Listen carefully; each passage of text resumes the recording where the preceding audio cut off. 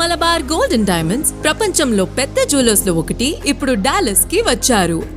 అందమైన తేలికైన జ్యువెలరీ డిజైన్ల నుంచి చేతో తయారు చేసిన అతి క్లిష్టమైన కలెక్షన్ల వరకు 20 దేశాల నుంచి 30,000 విధాల ప్రపంచంలోకెల్లా ఉత్తమమైన జ్యువెలరీ డిజైన్ల అనుభవాన్ని పొందండి. 5,000 చదరపుటడుగల విలాసవంతమైన shopping area Malabar gold and diamonds showroom ని డాలస్ లో విజిట్ చేయండి. ప్రపంచ స్థాయి జ్యువెలరీని కొనుగోలు చేసే అనుభవాన్ని పొందండి. Malabar Gold and Diamonds now open in Dallas.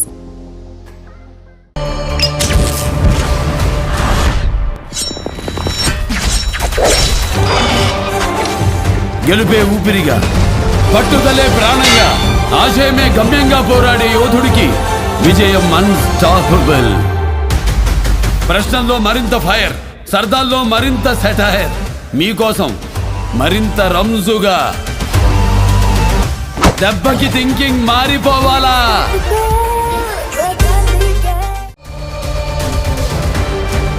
మీకోసం మరింత రంజుగా.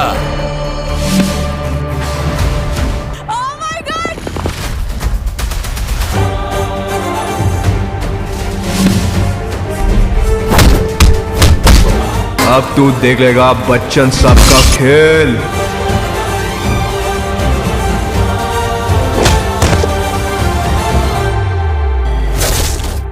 డౌన్లోడ్ ఆహా నౌ. ఆకర్షణీయమైన చీరలు, అబ్బురపరిచే ధరలు, అందరికీ నచ్చిన, అందరూ మెచ్చిన షో మన లక్కీ మహిళ. బోలెడంత excitement, wonderful winning moments. Exact చెప్పారు, మీరే గెలుచుకున్నారండి. కంగ్రాచులేషన్స్. $220. సెలబ్రిటీ హోస్ట్లు, అదిరిపోయే పంచులు, సరదా సరదా కబుర్లు. ఆశ దోశ అప్పడం బడ హెల్ప్ మీరు ఆడుతున్నారు. ఇలా మరెన్నో మెమరబుల్ మూమెంట్స్ తోటి 3rd యానివర్సరీ జరుపుకుంటోంది మన లక్కీ మహిళ.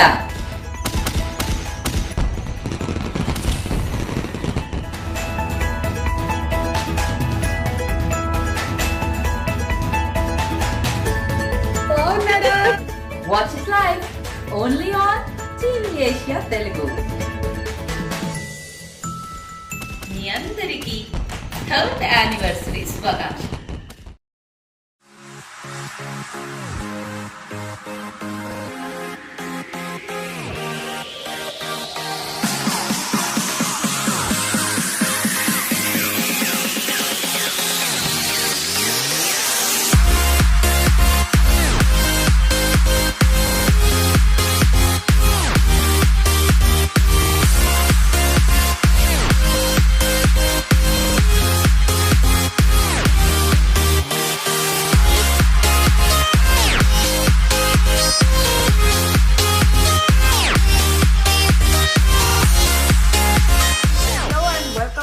Yet another fabulous episode of our talk show with experts. Manatona mana expert Rahul Reddy garu. Rahul garu, thank you so much for being on the show today, Andy. Thanks for the invitation, Andy. Thank you for coming.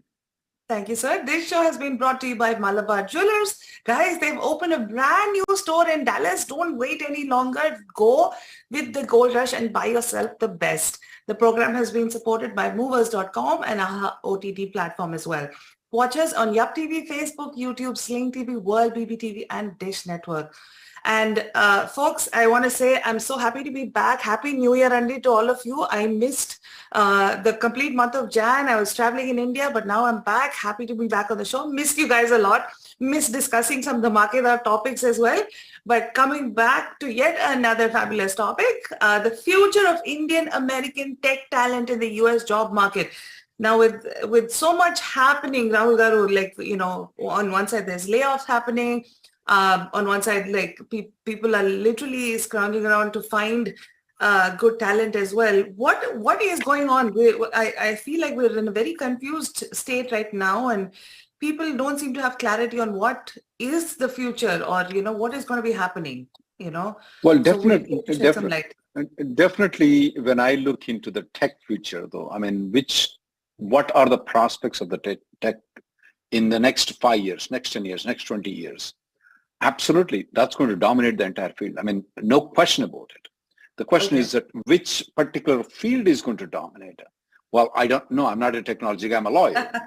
So for sure, there will be a lot of demand for the IT people.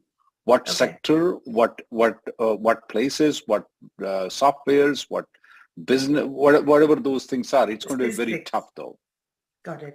But I think so everybody in the audience and everybody in the world agrees right now that things like Internet on Things are developing, electric cars, self-driving, these AI, artificial intelligence, all these things. There are a lot of things that are developing. I'm not the technology guy, so people know that. And do we think, sir, we are going to take a back step in the technology? Absolutely not. Absolutely not. I don't think so. I don't think so. Everybody will agree with me on this thing. But now comes the question was that in 2020, somewhere in March to about July of 2020, the market dipped down. Remember, it was a very bad period of time at that point in time. Yeah. Then when it came back, we call it as a V-shaped recovery though. When it came back, the salaries of the IT people went skyrocketing. And I think so, they still are skyrocketing. I mean, it's unbelievable. For example, if a civil engineer does an engineering degree or a mechanical engineer does a degree and then he is going into the job market, his salary will be somewhere about $70,000, $80,000, if he is lucky enough to get the land. But the IT industry, I know, my own son is one of it. And it's just, the kind of salaries that they're getting, the kind of offers that they're getting is too much. So there should be a check and balances. There definitely seems to be the check and balance here at this point of time. Okay. But what is bad thing that is coming to the Indian national right now is that EB1 green card is backlogged right now. EB2 is backlogged. Yes, EB1 is backlogged.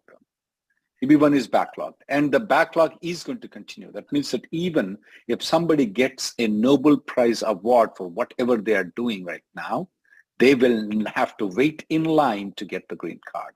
Sorry, Nobel Prizes, you're not. I'm gone for a month and EB1 gets backlogged. What is going on? EB1 is backlogged. Oh, good Lord. EB2 is now backlogged to 2011. EB3 is backlogged to 2012. So does it mean that the people who are applying for the green card, are they going to get the green card in the next 13, 14 years? No, that's not going to happen because the backlog previously used to be current in 2007.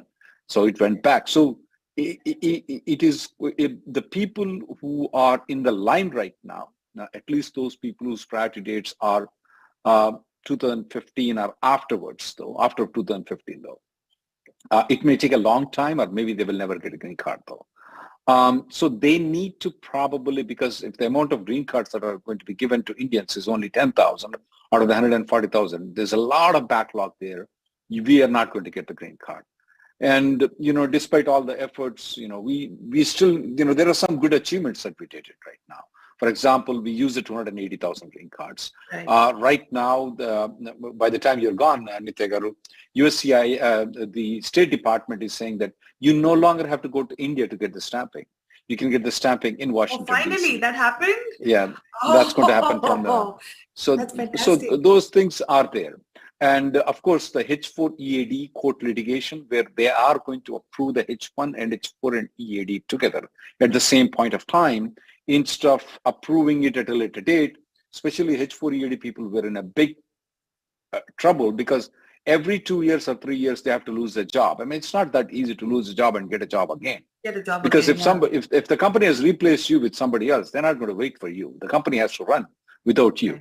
So now if you file H1 and H4, H4EAD, you can get the H1 and H4 and EAD approval. So there will be a continuation of job.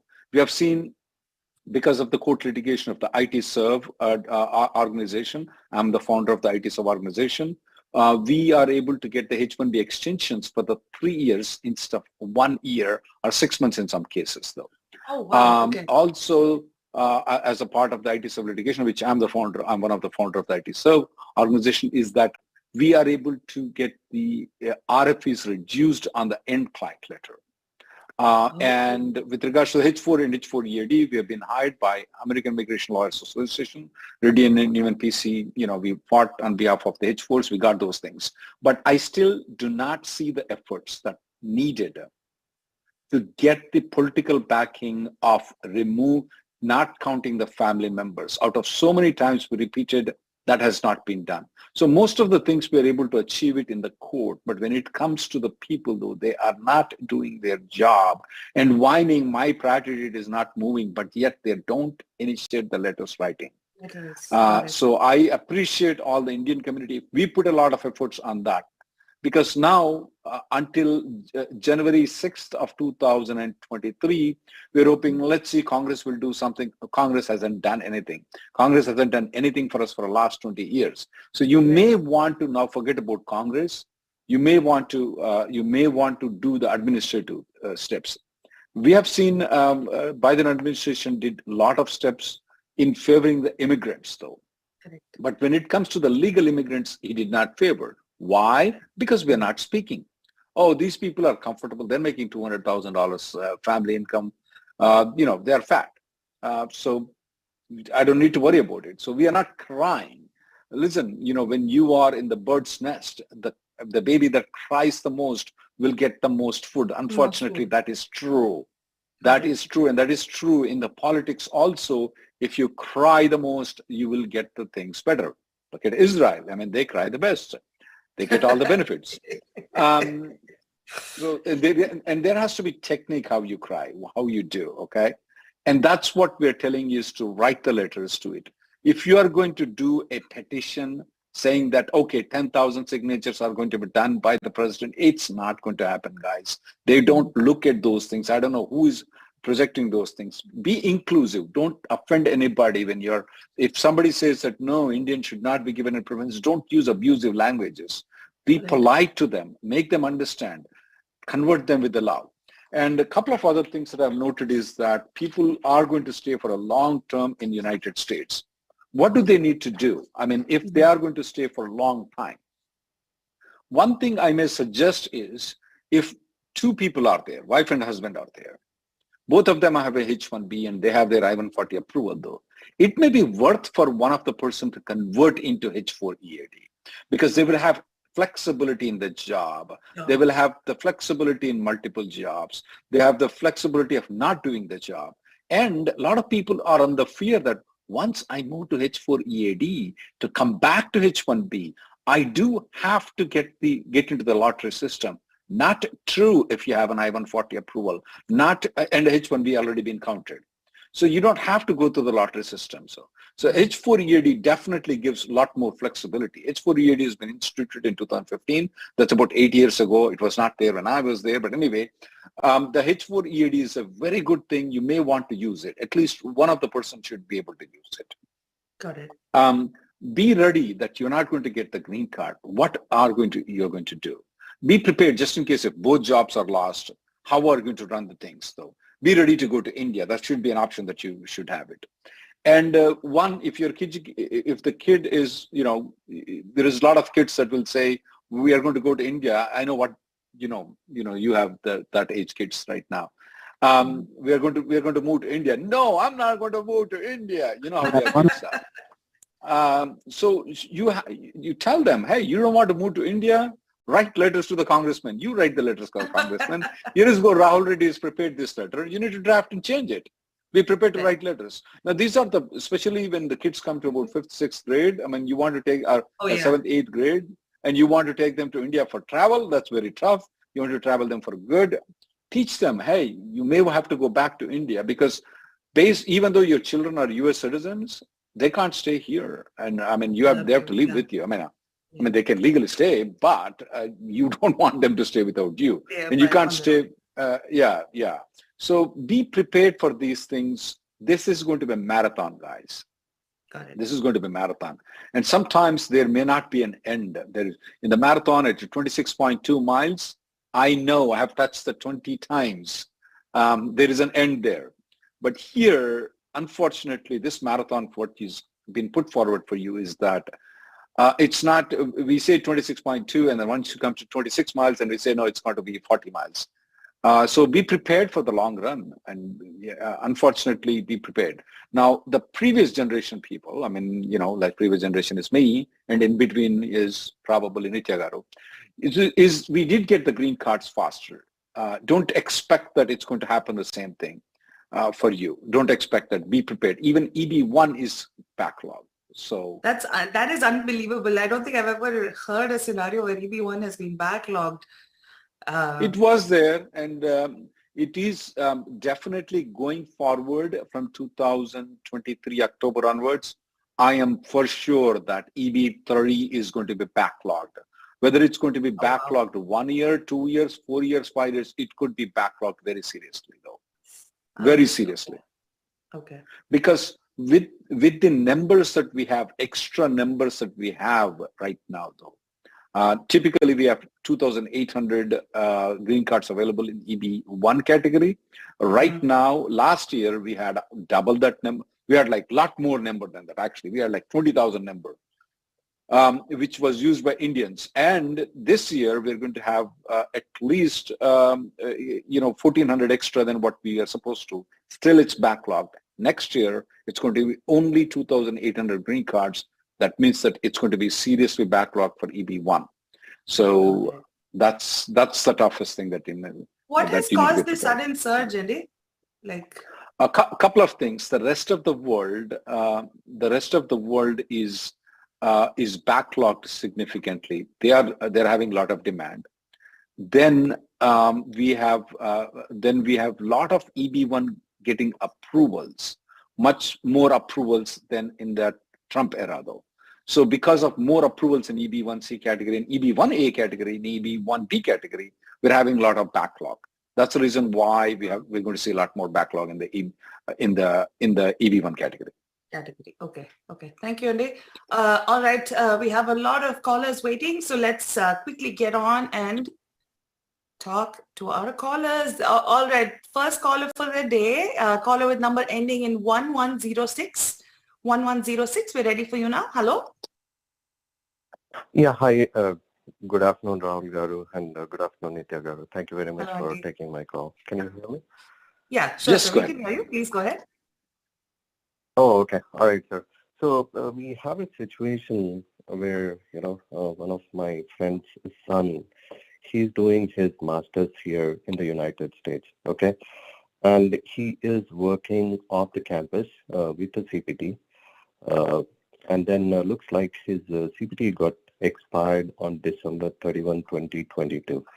But however, where he was working, they have not realized, and even this guy has not realized that his CPT has expired, but he got to know in the mid of January.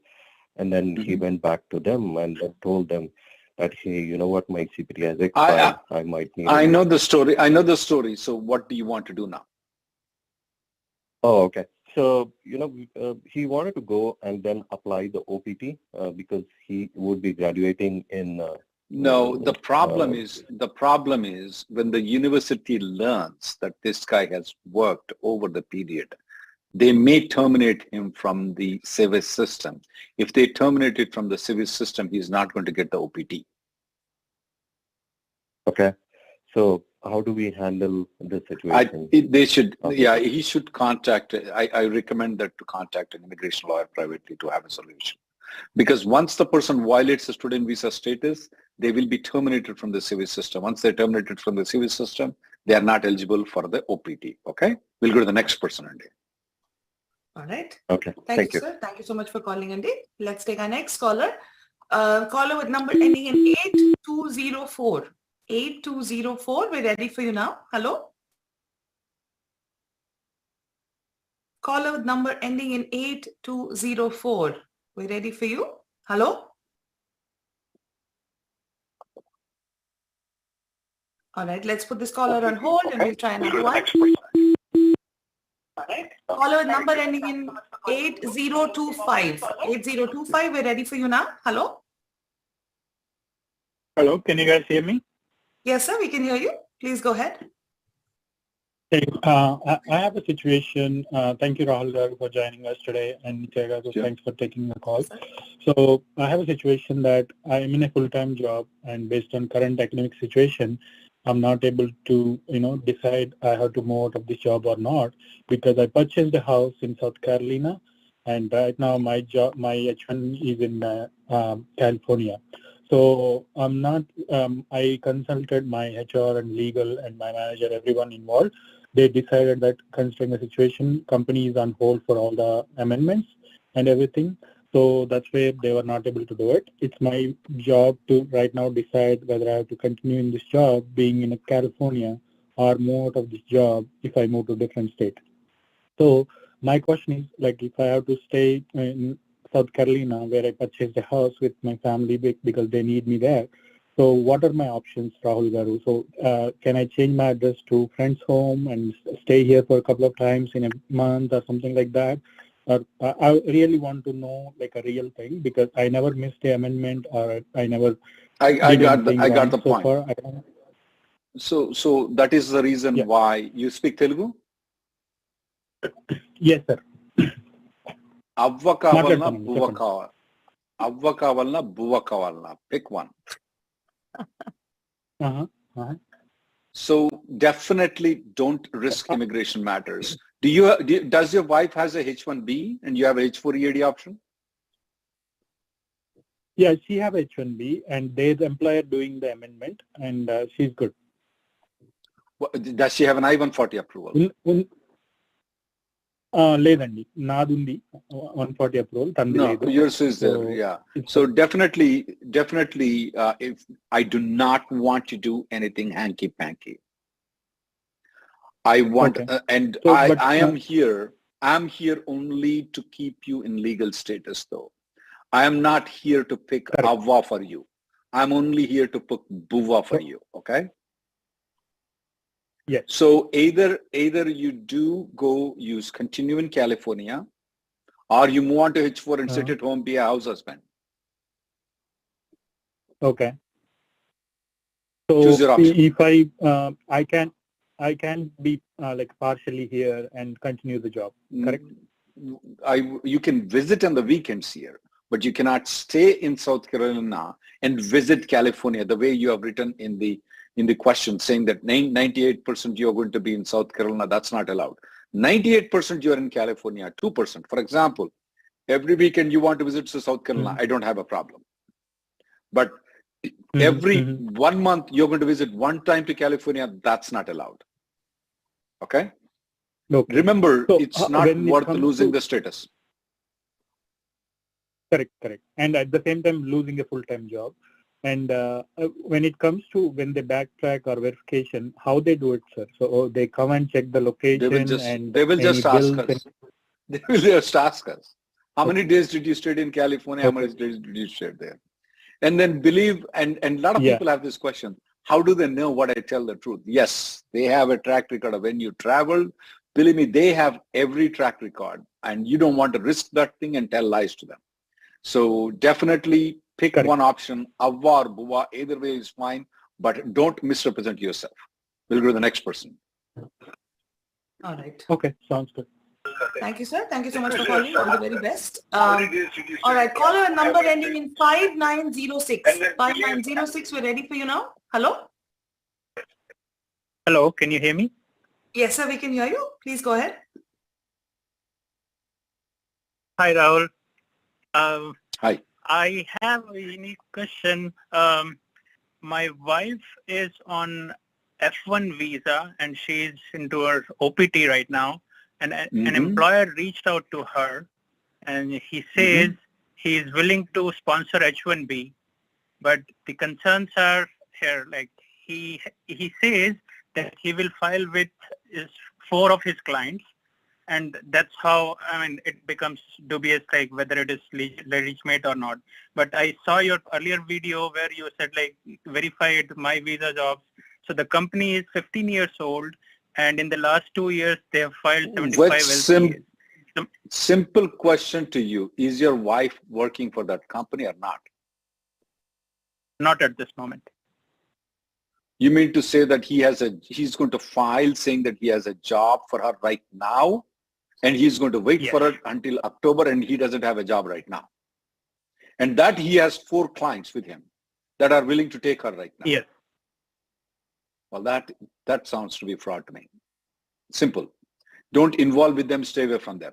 whether it's a 15-year-old company, whatever company it is, if they don't seems to have a lot of LCAs, I don't know what they're trying to do. I would recommend that you stay away from that. My question to you, what visa status you are in? I am on H1B. Do you have an I-140 approval? Not yet. Work on it. Don't deal with these people. Work with your company to get an I-140. That would be best thing.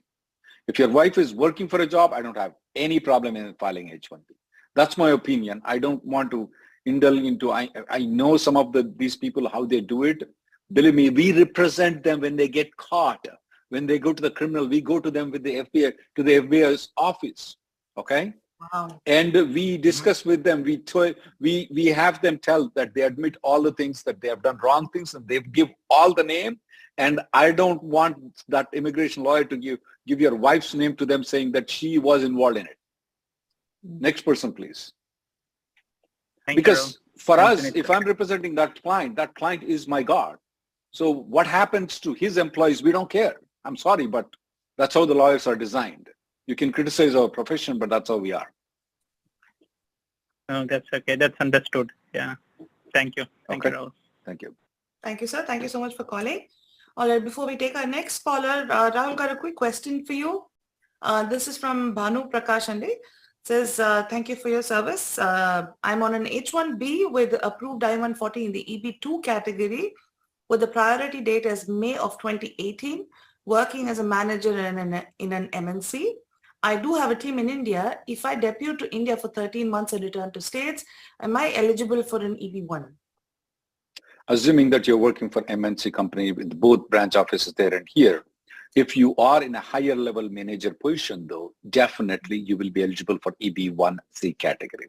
Yeah, it probably, based on what I told in the early part of the video, it probably is worth for you to go there because you are not risking that much by going because your job will be the same. You're going to go there. You're going to be a high level manager. You're going to come back. At the most, if any chance the I-140 gets denied, so what? You still have the H1B.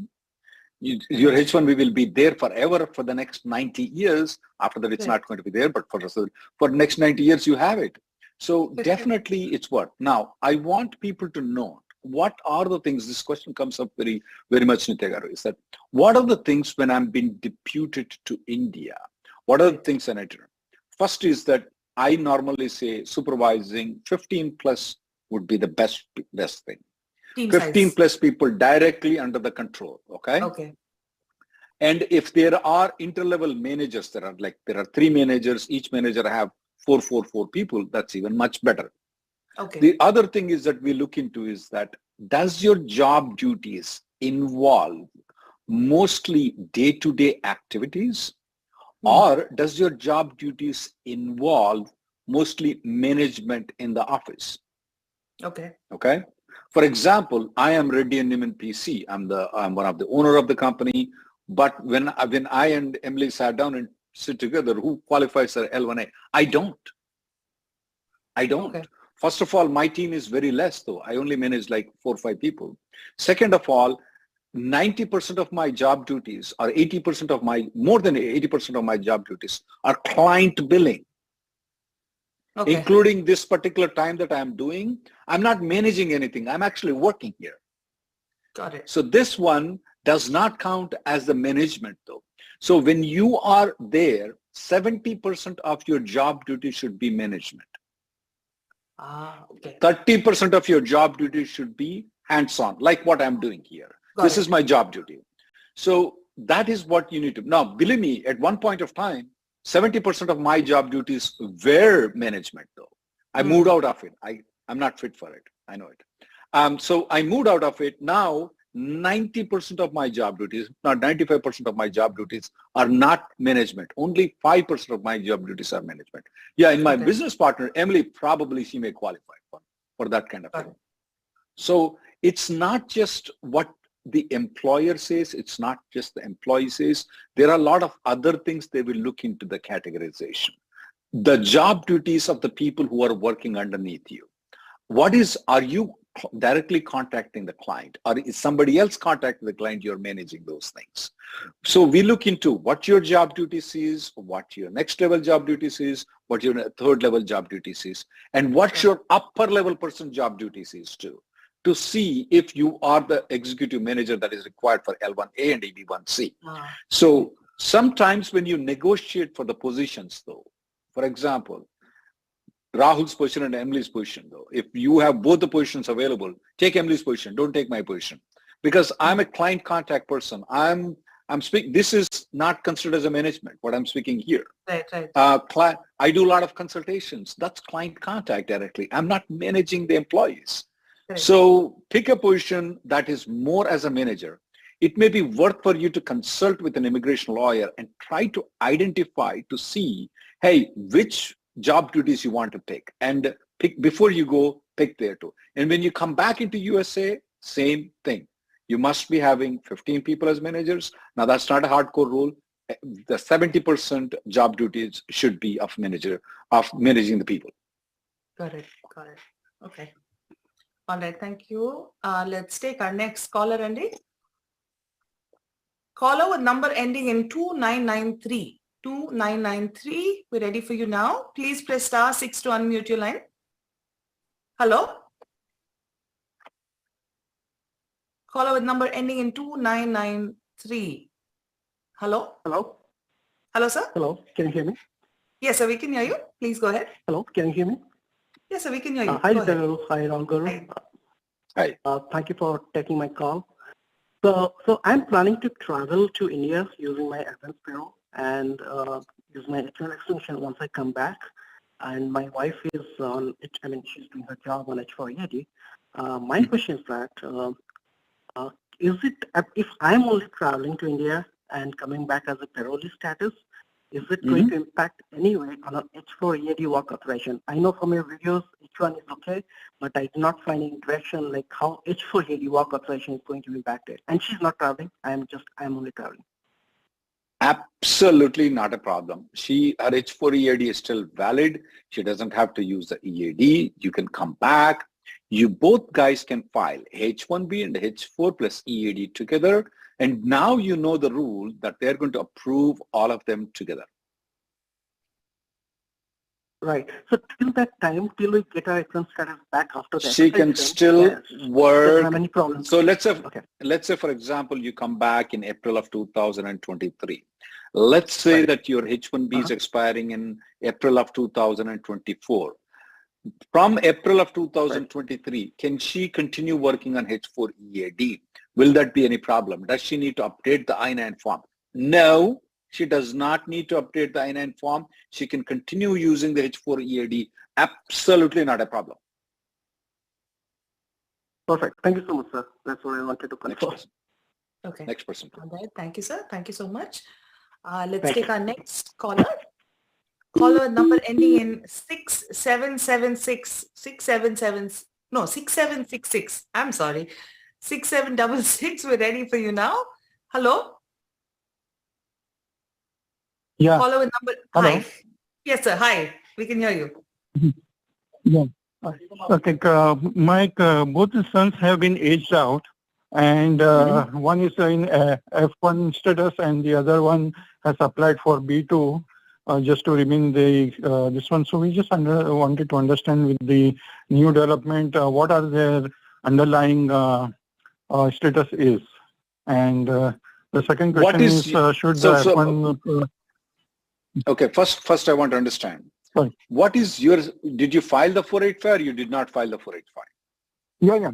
Look, we have filed and it is pending, 485. What is your priority date? August 2014, EB3 straight. And when did you file the 485? November 20. 2020. Yeah. November 2020. And when did your children turn 21? One got in 2021, July, and the other one got just a few days back, last week, 13th Feb, 2023. Yeah. Okay.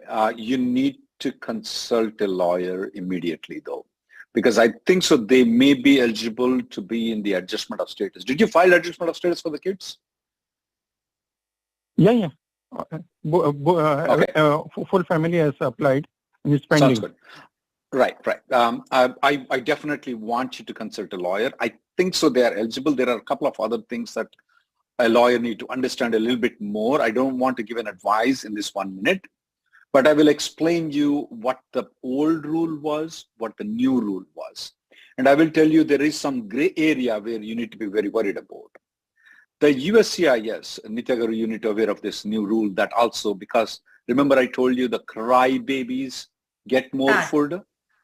These Yes. kids cried more and they got that food, really. That worked for them. And what the difference is that previously his final action dates never became current, is that right? You're an EB3. So technically speaking about under the old interpretation, the child were aged out, okay? But under the new interpretation, they said it's not going to be the final action date that is going to lock the children's age, but it's going to be the filing dates that's going to lock the children's age. Assuming that this particular dad's I-140 was already approved in November 2020. Is that right, sir? November 2020, right? Before, is it already approved? Yeah, but it was that's not the question. 2015. That's not the question I asked, though. By November 2020, your I-140 was still approved. The answer is yes. The reason is when you go with mathematics, okay, you have to go by that. So by in November of 2020, your I-140 was approved. You filed the 485 application. The dates of filing were current. Your both children were under 21 at that time. Correct. Is that right? You hit the jackpot. Yeah, all are correct. You hit the jackpot. Okay. This is what, but I still want confirmation. This is what I'm going to do with your son's B2 application and F1 application. I will tear them into pieces. I'll throw them out. Okay? That's what I'm going to do. What will be the current, what will be their underlying status will be now? Adjustment of status. Adjustment of status is a status. But I still want you to get the double confirmation from a lawyer privately, though. This is not a legal advice because it's a little bit, we are trying to hurry up a little bit. So this is not a legal advice. I still would like, but 99% they seems to be, your family hit the jackpot. I mean, jackpot. We're so happy, sir. Yeah, and your kids don't have to deal with me for their H1Bs, for their H1B extensions, post-H4 things, adjustment of status. Oh, God knows they are not going to be in adjustment of status because the prior date is going to be backlogged for 80 years for them. So they did hit the jackpot for sure. But let's confirm it, okay? We'll go to the next caller. All right. Thank you, sir. Thank you so much for calling, Andy. That is so nice. That is so nice to hear. Thank you, sir. Thank you, sir. All right. They achieved it. These people, Nitya, they wrote the letters. They cried it. They wanted. They wrote the letters. They got it. And this is what I was telling people is that can things change in the administration without going to the Congress? A perfect example. All they did was that, hey, instead of doing the final action date, we are going to consider filing dates as age lock. That's it. Simple. No law, no regulation, no executive order, just a change in the website. That's it. They're all set. Okay, this is the administration, guys. So now all we want is, we are not going to count the family members. That's all we need. That's it. That could be done by the, that probably requires a executive order regulation rather than just a website change though. In this one, but does not have to go to Congress. Please keep writing the letters. Achieve what these kids have achieved. If you're 10% of them, I mean, just achieve them, please. We'll go to the next person. Sorry. Got it. Thank you, sir. Thank you. Let's take our next caller. All right. Caller number ending in 1795. 1795. We're ready for you now. Hello? Yeah. Hello. Can you guys hear me? Hi, ma'am. How are you? I'm good. How are you guys? Thank you, ma'am. We can hear you. Please go ahead. Yeah, thank you. Firstly, thank you for taking the time. I have a situation. I'm on my 5th year of H1. I applied for my Perm last, like November 2022. And I know I'm kind of in the soup. I just want to explore my options. Like, can I apply for when is parallel? Yeah. Yeah, go ahead. Let's first get into November 2022. You applied for the. When is your 6th year expiring? It's expiring, I believe it's in the next year, 2024, October. So if your labor certification has already been filed or started in November 2022? It has been filed. So the DOL has received my application on November. Got it. Okay, so go ahead with your question. I mean, even if there is an audit, even if they don't approve the labor certification, but in November of 2023, you will be eligible for H1B extension for 1 year. Okay, so even if they deny your labor certification, if your company is willing to file an appeal for it, you're still eligible for the 7th year H1B extension. So you are not in danger, but go ahead with your question. Yeah, so firstly, that was my thing. I wanted to understand if I'm in danger, and if else, I just want to explore my options, like going for certain time to India or maybe returning. I do understand. Right now, I got it. First, do you have the H4 EAD option, ma'am, or not? No, I do not have it. Got it. I got it. So I at this point of time, you have contacted us at the right time. A lot of people contact us when 2 months, 3 months, or 4 months before. Then I tell them to go to India and do certain things. Your H1B is expiring in October of 2024, the 6th year. That's what you told me, right? Yes, that is right. Yeah. Right now, you filed the labor certification. Typically, labor certification approval chances without any audit used to be about 96%. Now they come out about 80% of the time because of the economy. 80% of the time, your labor certification will be approved. Okay, assume there is something wrong, unless there is something wrong. So there is, if by any chance though your labor certification does not get approved though, I think so that's a time you need to panic though. Okay, that's a time I would recommend you to consult a lawyer. Yeah. I have one more thing that I wanted to add. Sorry to take too much of your time. So in the past, I applied in 2020 for a labor with my previous employer that got an audit. But unfortunately, since I switched my employers, right, they started a brand new application, and that was in November 2022. So would that potentially impact my previous audit? No, ma'am. Your previous application is gone right now. It's not approved, is it right? Labor certification? They didn't pursue it. No, that is not approved. Yeah. So audit is just normal though. As audit is doesn't mean that it's going to be denied. But anyway, right now you are in a good range right now. So if by any chance though your labor certification doesn't get approved in the proper timing, that's when you need to panic. At this point of time, I'm not going to spend time in India if I were you. Okay. Yeah. Okay. Yeah. Sure. But if you don't get the labor approval by October of 2023, definitely contact a lawyer, ma'am. Okay? Next person, please. Yes, sure. I'll do that. Thank you. Thank you, ma'am. Thank you so much for calling. Thank you. Let's take our next caller, Andy.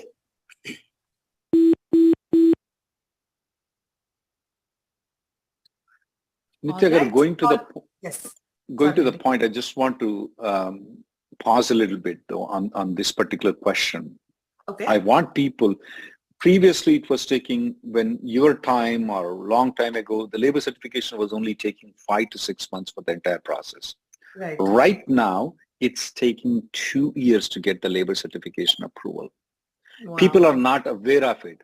So people that are senior people advising the younger people, oh, you can apply in the last year. No. We recommend to apply within the first 3-year labor certification. Otherwise, try to pack your bags and go. Okay. The other option that I normally recommend people is that, look, if you are if you have the H4 EAD option, okay, and you are you're burning your H1B time, pause it, move to the H4 EAD. Then people ask the question, can a person apply labor certification, I-140 and H4EAD? Absolutely you can. There is nothing that says that you have to be an H1B. A lot of people come at the end and saying, now if they want to apply the H4EAD, then it will take a long time. You have the H4EAD option, use it. Okay? Just want to, educate the audiences. Let's go with the question. Yeah. This is something that we wouldn't even consider normally, like unless, it's like one of those aha moments for, I'm sure, for a lot of people watching. But yeah, let's take our next caller. Caller with number ending in 4430. 4430. We're ready for you now. Hi. Hello? Yes, please. Hi, Hi, Nitya sir. Garu and Rahul Garu. Thanks for your help and support. Can you hear me? Yes, sir. We Yes, can go hear ahead. you. Go ahead. Yes, please. I have a question. An applicant is on H1B and is currently working for employer A and also employer B as a concurrent secondary for the part-time.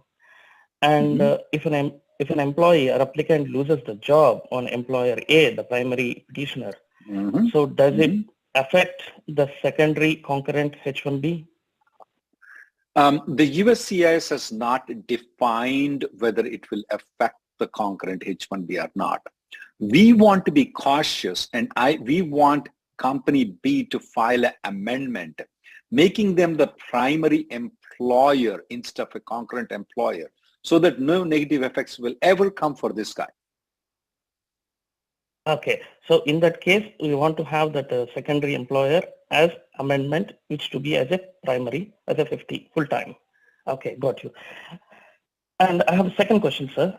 So suppose if that applicant goes to India or a home country for visa stamping, does the applicant has to represent employer A and employer B, or employer A will be enough as a primary employer? Here, it's definitely a tricky question that I want everybody to listen. What he's telling is that he has company A, he's working, company B is a concurrent employer. When he goes to India, in the DS-160, you need to mention you're working for two companies though. But unfortunately, when you get the stamping, you only get the stamping for company A only, not for company B. Only provide them the company A's H1B, tell them that you're going to work for company A.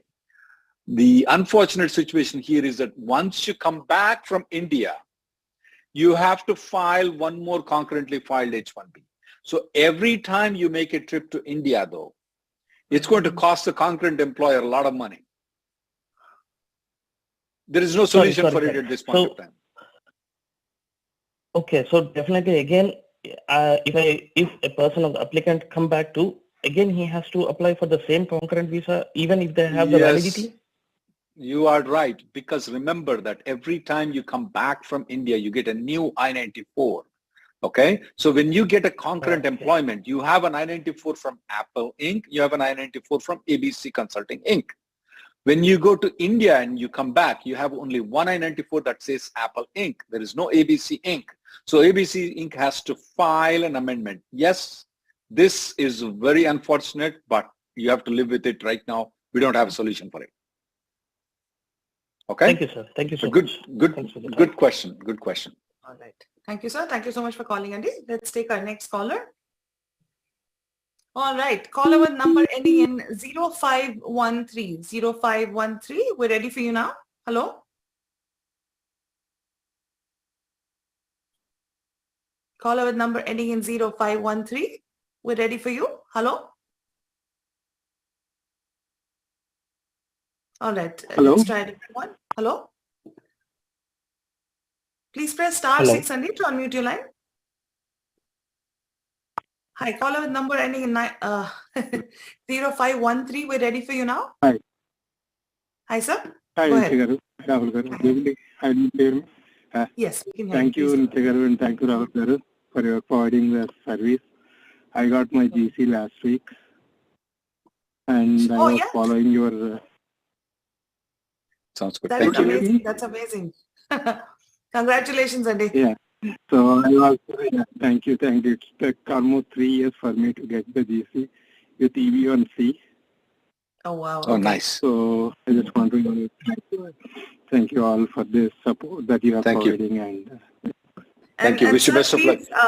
All the very best. And like Rahul Garu said, now that you've got your green card, please also, help continue writing letters so that the people coming after us can also be benefited by this. Thank you so much. Sure. Okay. So I will return for the family members not to do the. Thank you, Rahul. All right. Thank you. Thank you so much. Luck. Okay. All the best. Yay. All right. Let's take our next caller. Caller with number ending in 9197. 9197. We're ready for you now. Please press star 6 and Hi, on your line. Hi, sir. Yes, ma'am. Hi, ma'am. Hi, Rahul Garu. Can you hear me? Yeah, we can hear you, sir. Please go ahead. Hello. Yes. Yeah. So we got green cards and we went to India and came back. While coming back. Sorry. While coming back, we came back, but last month we came back. So, but we have not got an I-94. Do we need to have I-94 for a green card holders also? I don't know. No, you don't need it. You're good. You don't have to. Don't go to the CPP website and check your I-94, please. No. No, generally. Okay. I know. Actually, because I know. I keep telling check the CPP website. Not for you. Not for you. Okay? So no, I don't need to check anything, right? After getting green card, I'm free to go anywhere. Yep, free to go anywhere. If you're planning to go for more than 6 months out of the country, I would recommend you to contact the lawyer. Otherwise, don't speak, don't look at us. You don't even need to watch this channel. Sir, only check you have your green card. That's all. I know Tvasia will be mad at me, but that's fine. No, sir. We're always very happy when our viewers get their green cards. Just the only thing you need to check is make sure you have your green card at all times when you're traveling. That's all.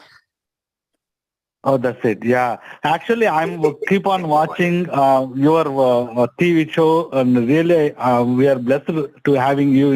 And for the community, that service that you're providing is wonderful, sir. And thank you, Nitya Garu and Rahul Garu. So, thank you, sir. Best of luck, sir. Yeah, have a wonderful day, sir. Thank you. Okay, you too, sir. Thank you so much.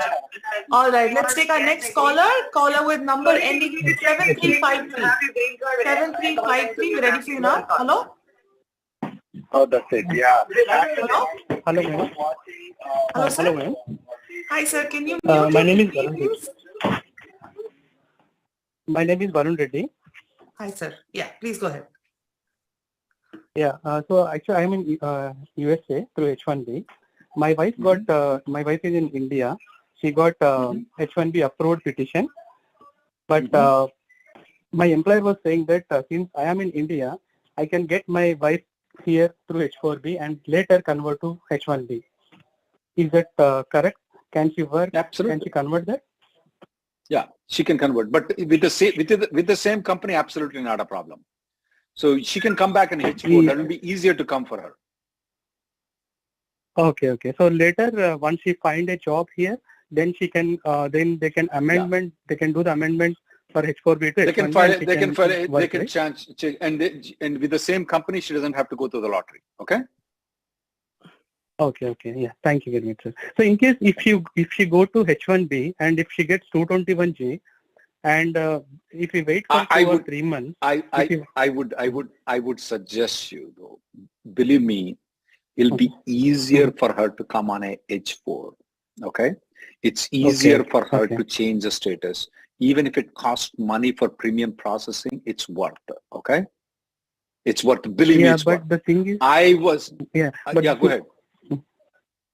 Yeah, but the thing is, sir, I already took the H1B appointment, and if I cancel that appointment, and if I do the new appointment for H4B, and once my wife went to the visa interview, then they will scan her passport and they will know that, right? So since you already have H1B visa, why you are going through H4B? Then his H1B petition might get denied, right? So that's what I have worried with. You mean to say H4 or H1B petition? If let's say, for example, she withdraws the H1. No, H1B petition is not with them to deny it. They don't have an authority to deny it. Okay.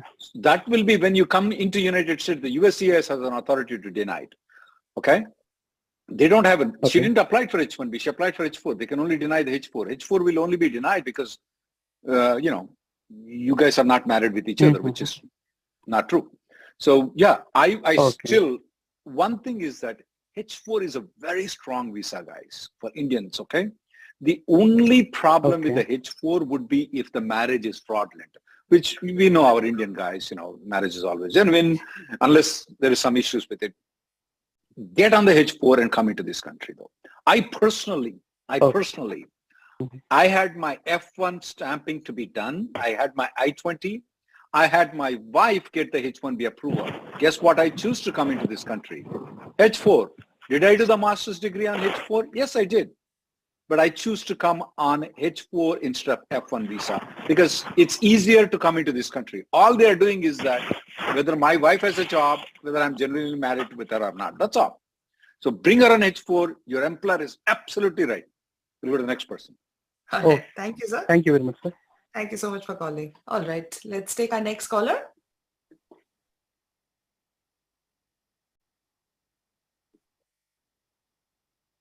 Let's take our next caller, Reddy. All right. Caller with number ending in 3983. 3983. We're ready for you now. Hello? Yes. Yeah, I'm ready. Hey, Hi, Rahul, sir. this is Vinod. Yeah. Yes, Vinod. Hey, hi, I have a question. Everybody is ready. Nitya is not ready. You're not ready. I'm ready.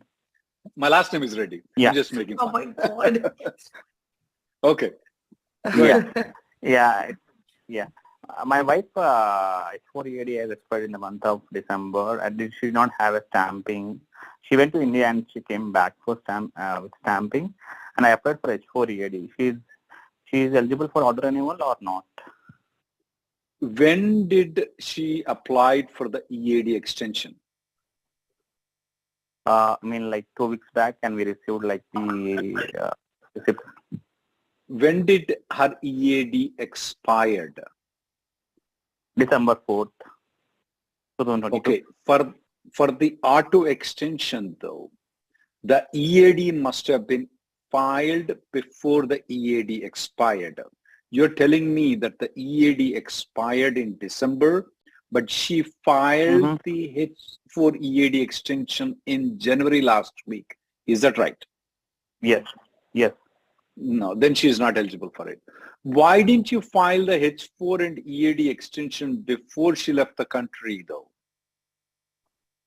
Actually, before she left the country, we applied for H4, but when we travel, right?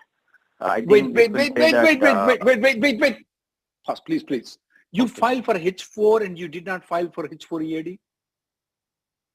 Yes. Oh, come on.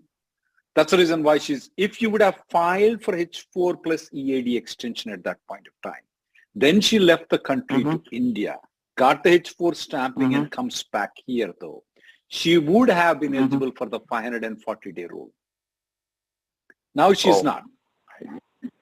Okay, that's the reason why we tell all the people until you guys get the green card though, okay, you need to listen our channel.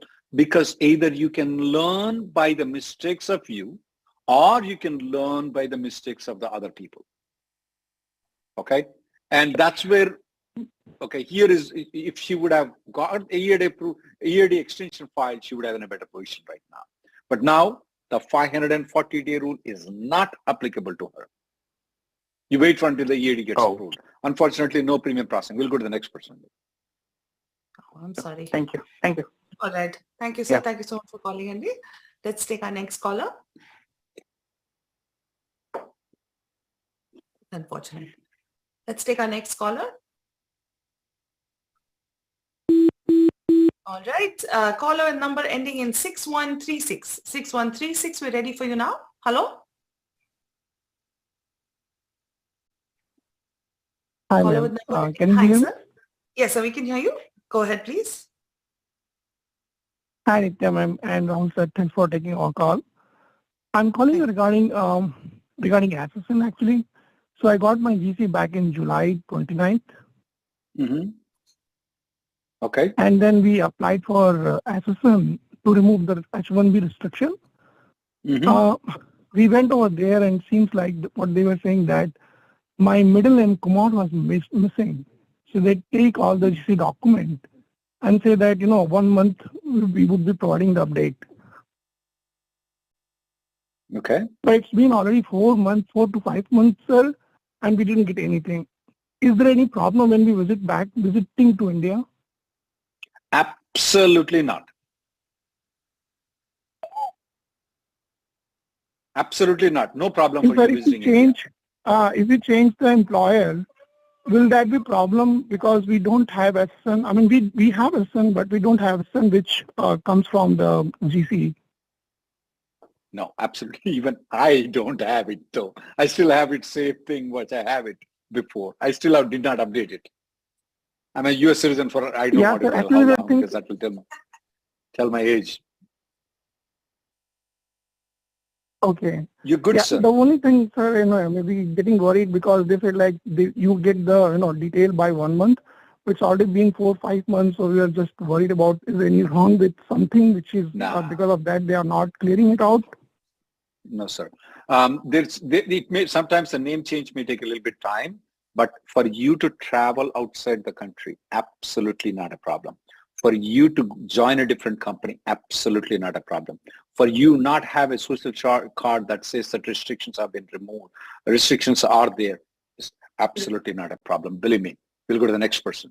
You're in good shape, buddy. Don't panic. Don't spend any money for sure. All right. Thank you. Thank you, sir. Thank you so much for calling, Andy. Let's take our next caller. Caller with number ending in 5899. 5899. We're ready for you now. Hello?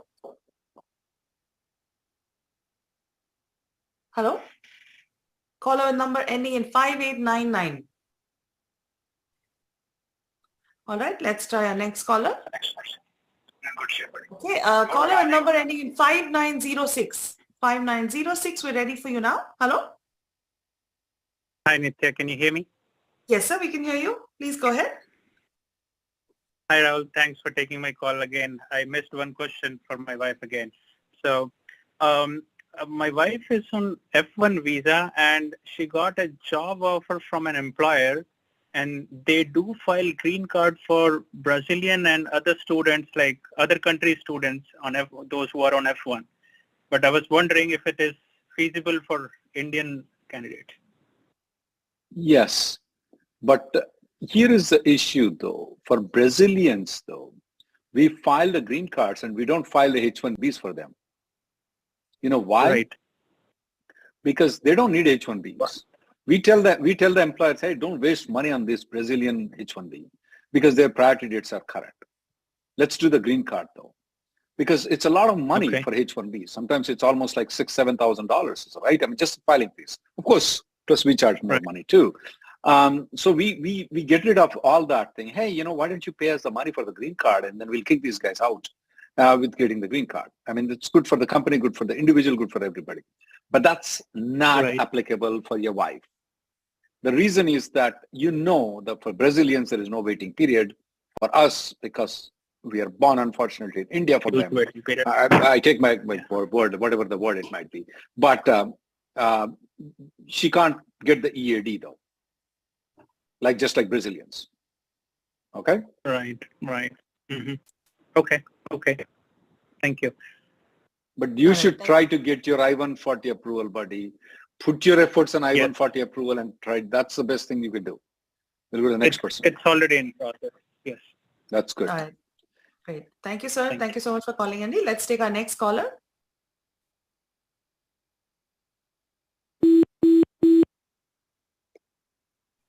All right.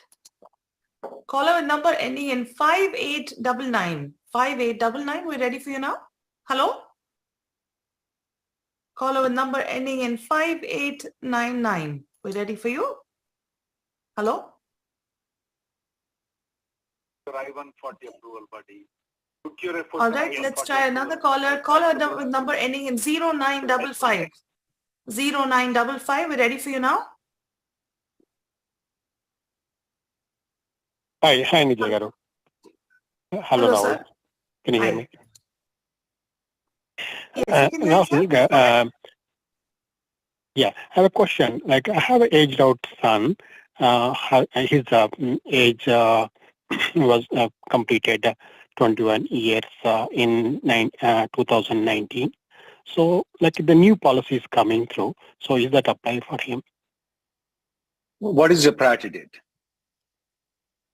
My priority date is June 2011. June 2011? Mm-hmm. Okay, yeah, it's not 2010. June 2011. June 2011 only became current in October 2020. I'm assuming that you filed the 485 in October of 2020, is that right? And I applied later, 2021. I got a GC and everything is cleared from my side. 2021. Why did you took 1 year to file it? But anyway, No. do you know the I-140? How long the I-140 was pending though? Did you do an EB2 or EB3? EB2. Do you know how long the I-140? When did you file the I-140 and how long the I-140 was pending? It came in within 6 months.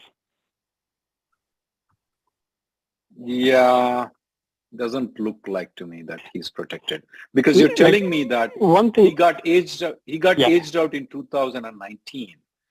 Even if I pull whatever I do though, okay, even argument's sake, at the most October 2020 is where your filing dates become current, okay, whatever.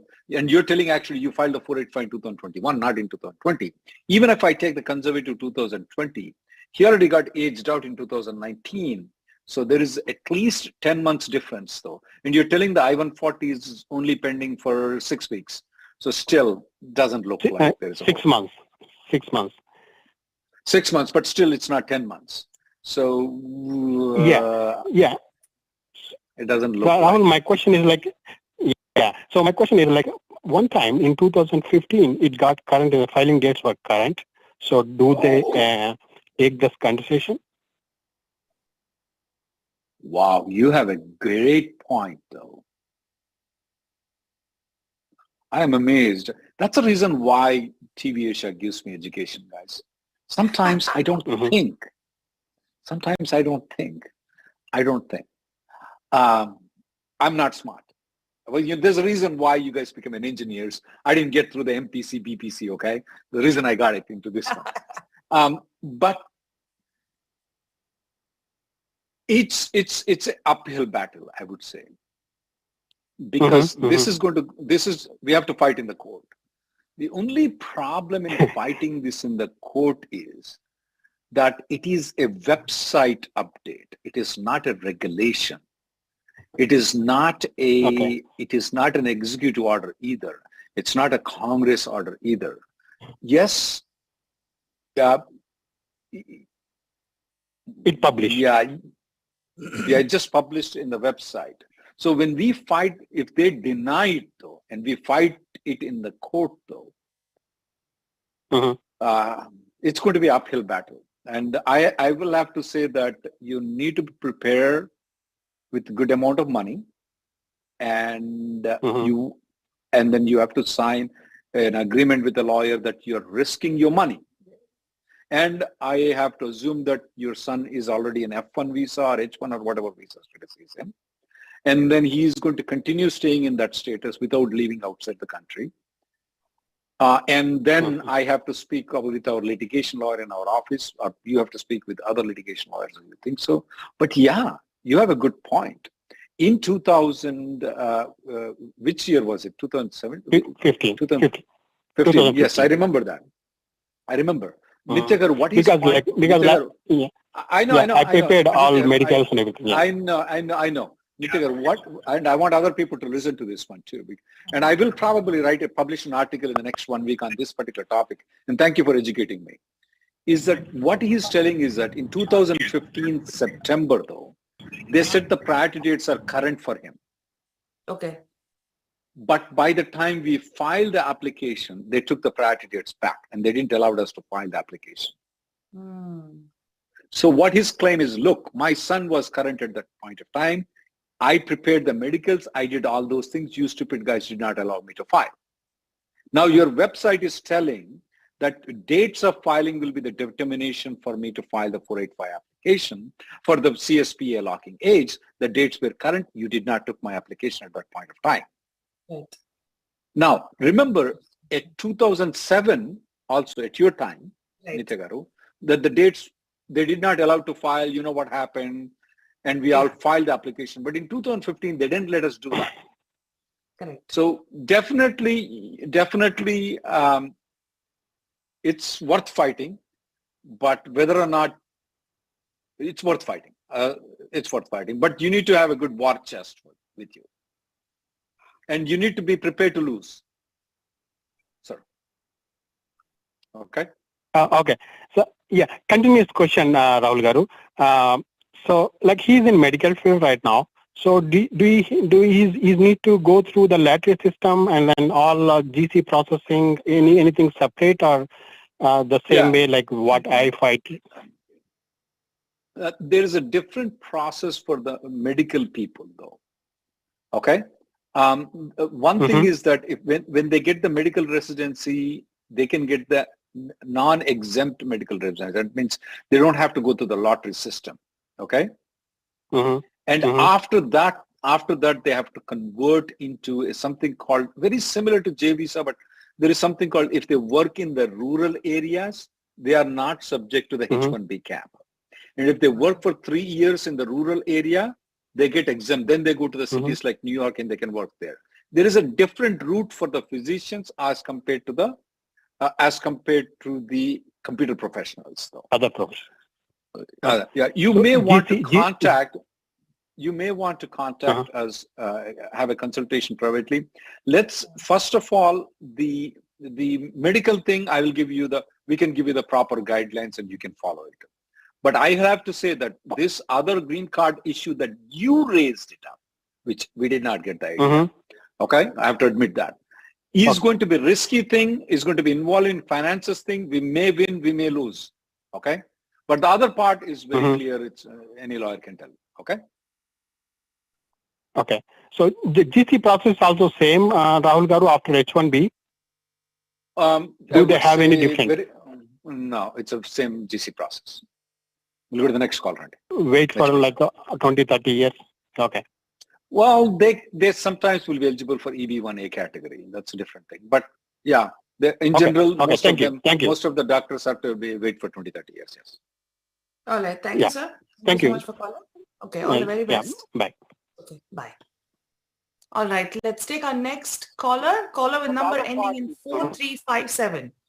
4357. We're ready for you now. Hello. Hi, can you hear me?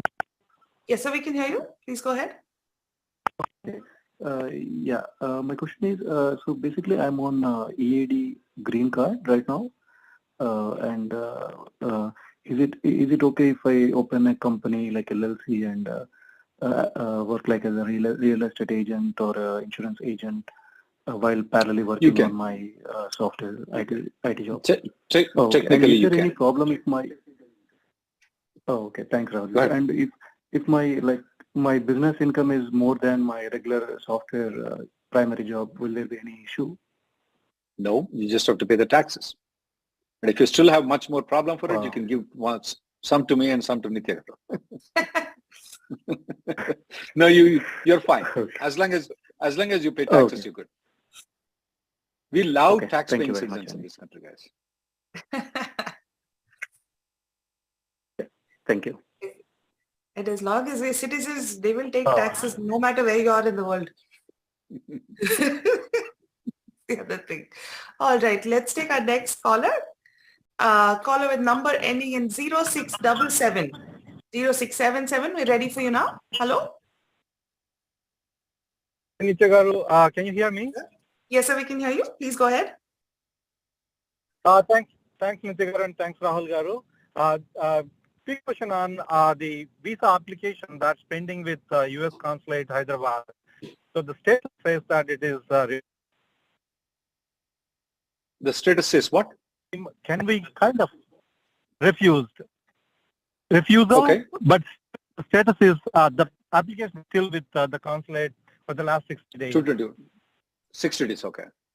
Keep going. So, yeah, so is there a way that if we can file or transfer the, this visa to another employer and then refile or resubmit a new application at US consulate?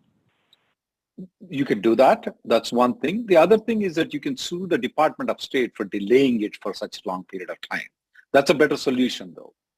If you want, you can contact the litigation lawyers. We have in our office too. Not me, but there are other people in our office. Okay. So it's been these people. They are telling it's refused. We know it's not refused. It's 221G. If they have to refuse, they have to give a reason for refusal. They don't give any reason. It's just inquiring, though. And we definitely recommend suing them. Okay. Okay. But otherwise, is the option still valid? Yeah, like, that option is still employer? valid. You can transfer to another employer. You can file. You can make an appointment there. Yeah, that's going to cost you a lot more than going through litigation. Yeah, but is that option legal? Yeah, absolutely legal. Okay. Thanks, Rahul Garu. Thank you. All right, thank you, sir. Thank you so much for calling. Let's take our next caller, Reddy. All right, caller with number ending in 6600. 6600. We ready for you now? Hello? Hello? Caller with number ending in 6600. 6600. We're ready for you now. Please press *600 to unmute your line. Hello? Hello, Sir? Yeah, could you hear me? Yes, sir, we can hear you. Go ahead, please. Yeah. Thank you for taking the call, Tvasia Garu. Thank you, Rahul Garu, for all the service. I have a quick question. I am an H1B and I moved to a new employer and my I-140 is still pending, but I have a chance of getting promoted as a manager. So should I file an amendment? I mean, should my employer file an amendment? Or could I continue with the same petition because even with the manager role or the senior consultant role, 70% of my duties would be the same? If I'm your lawyer, I won't do anything. I would do premium processing. I would request you to do premium processing of your I-140. The first thing is that, is this a first I-140 for you? No, this is second with this different employer. Okay, different employer, yeah. Okay, then, yeah, I wouldn't require to do the amendment, though. But there are some bad lawyers, I wouldn't say bad employers, bad lawyers who are suggesting to do the amendment. They're telling them to refile the labor certification, refile the I-140, so that they can have these kind of mals at the back of them. Okay, that's a fake one, okay? But if you are working for Apple, if you're working for Google, Microsoft, Facebook, Tesla, you don't need to file an amendment. They don't file amendments. And if I'm your lawyer, you don't file an amendment, though. But it's up to each person to determine, each company to determine what they want to do. But in general, it's not required. But if they want to, that's up to. If nobody is asking, don't do anything. Let it go through as it is, though. Yeah. So to add, sorry, I should have told this before. So I moved to this company 3 months ago, but I was working with this company as a contractor and I got hired into this company 3 months ago. And they filed my labor probably 9 months ago, even while I was working as a contractor. And before they filed my H1B, before they filed my H1B, they actually filed my labor certification. And then my Perm got approved. Right now my Perm got approved.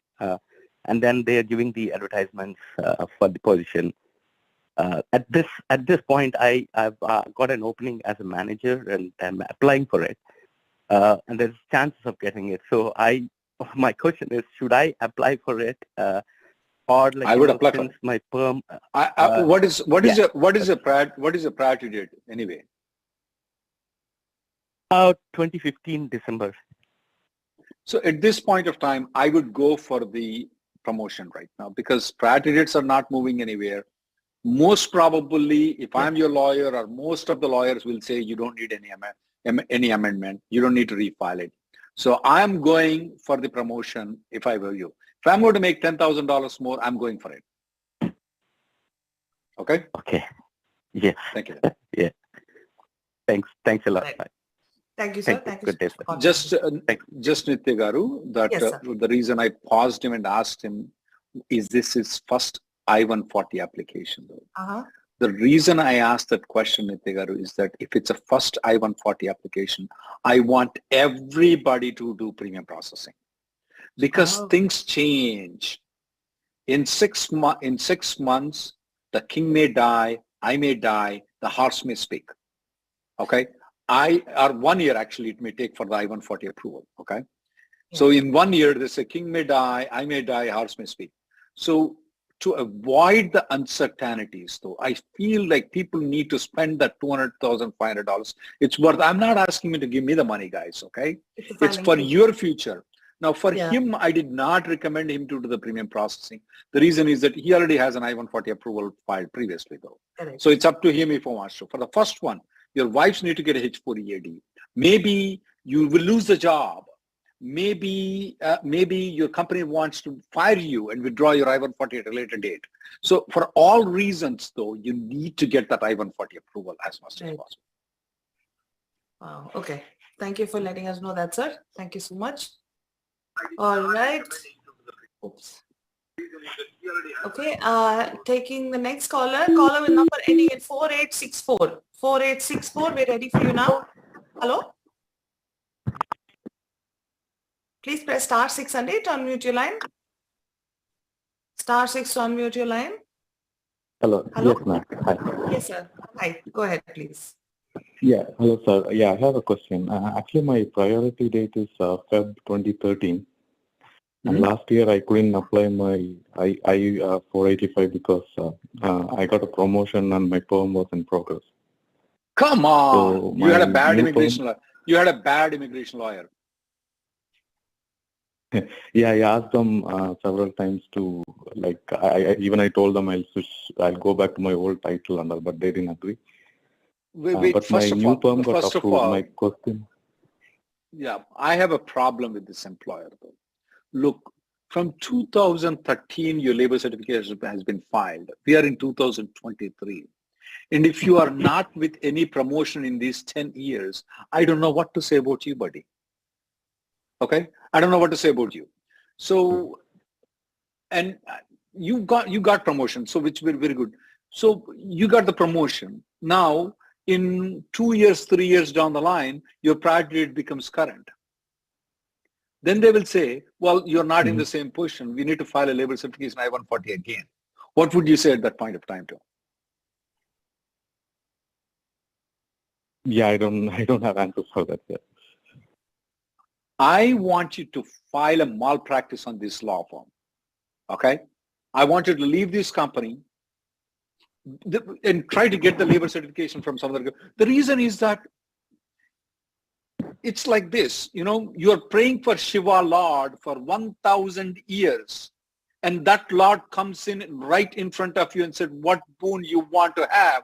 Then you say, wait, I want to go and drink some water, or I want to eat some nice food before I ask you a boon. No, the Shiva is not going to stay there.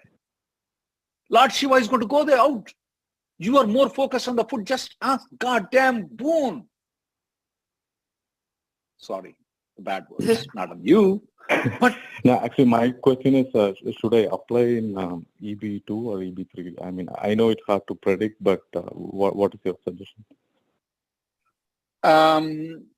My question is, apply in both of them. Will your company be ready to apply in both? Okay, yeah, they'll do only one because they want to. They will not apply in both the categories. They will amend one and they do the other one. So it's just either of them. There's something wrong with you, buddy. You're too much focused on your profession and not on immigration, though. Because otherwise you should have got rid of us before. You listen to Tvasia until you get the green card. You get away from this company, though. I don't like your company. I don't like your lawyer. I don't like your HR. Now I'm actually going towards not liking you. I'm sorry, but you need to pay. This is your main thing. You need to get rid of, the whole reason of this channel is to get rid of me, to an extent Nitya too. Okay? Not to be with us for, well, sorry, but That's our, in different shows you may be different, but in this show, that's the only purpose. And if you want to keep coming to us, they're not flexible. They're not flexible because if all the companies would have said that if you move to a different position, we are not going to file the I-140, we are going to not going to file the 485 application, the Microsoft would have filed for 485s in October or November or December of 2020. Same thing with Apple, same thing with all the different companies. Who would stay in the same position for 10 years? So now they're not even flexible on EB2. So now with regards to EB2 and EB3, I will recommend at this point of time, take a toss, go to your wife, because my choice is to, okay, take your wife, let her do it, EB2 or EB3. And if she comes to be correct, and that date becomes current though, okay, I should get the credit because I suggested your wife.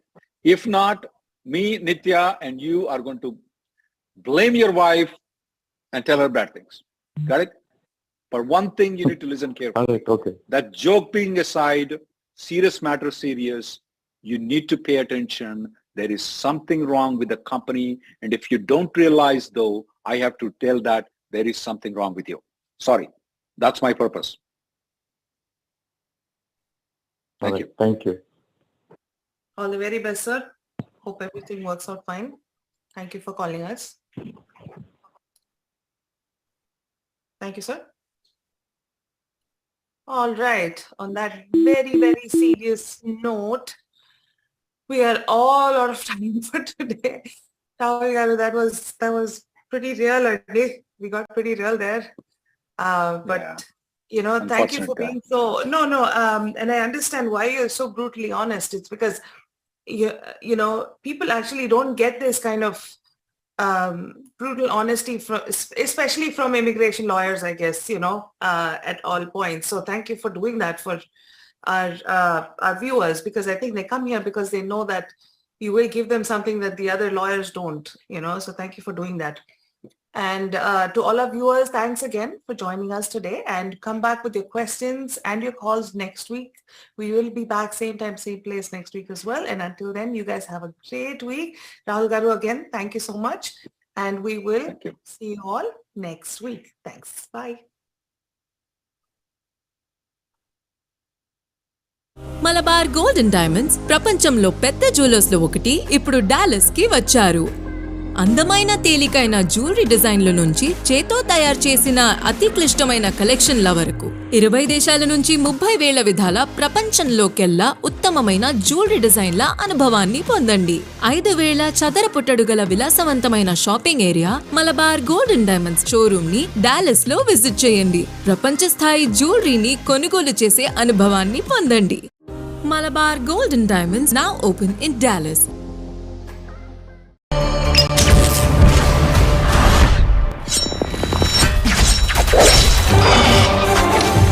గెలుపే ఊపిరిగా, పట్టుదలే ప్రాణంగా, ఆశయమే గమ్యంగా పోరాడే యోధుడికి విజయం unstoppable.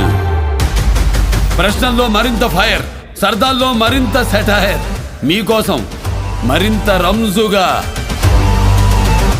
దెబ్బకి thinking మారిపోవాలా?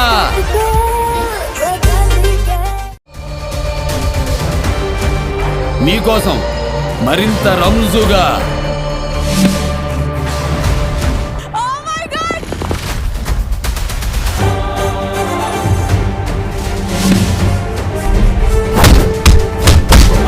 अब तू देख लेगा बच्चन साहब का खेल.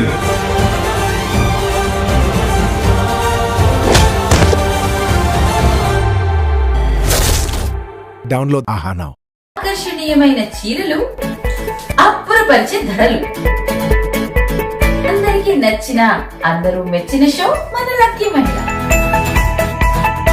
బోలెడంత ఎక్సైట్మెంట్